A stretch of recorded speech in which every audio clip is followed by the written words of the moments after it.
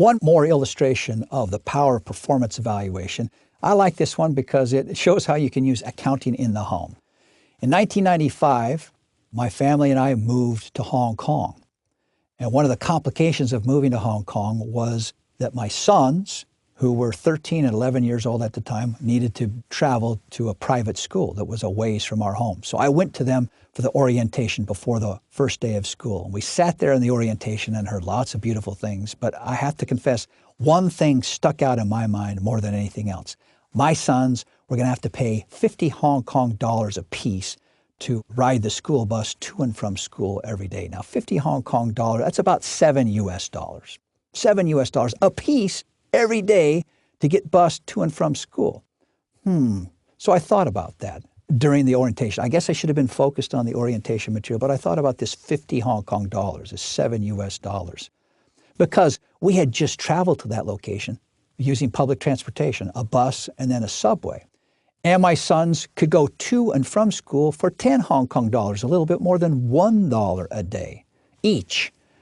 So my thought was this: I could pay 50 Hong Kong dollars a day for each of them to go to and from school, or they could just ride public transportation. The public transportation in Hong Kong is great, and it only cost our family $10 a day each.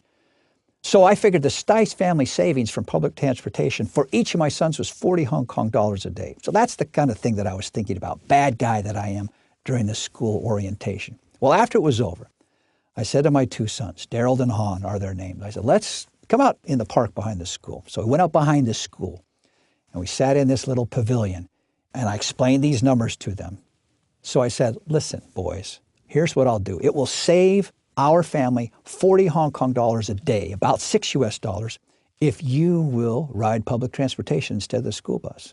Here's what I'll do. I'll split the savings with you. I'll give you each 20 Hong Kong dollars a day, about $3 US, and I'll keep the other 20. We'll split the savings. Done. Right then and there, they agreed to it.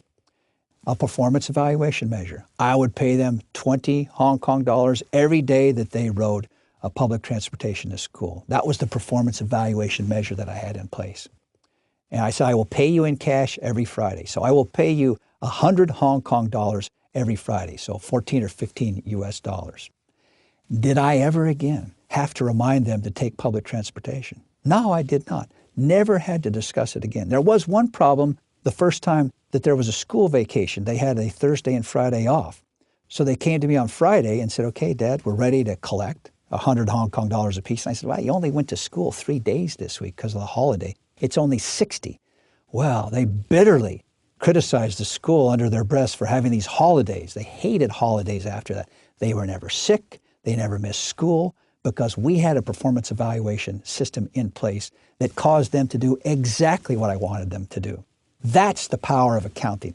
If I can find the right thing to measure, in this case, I want to measure how many days you ride public transportation to school, and I'll pay you for doing it.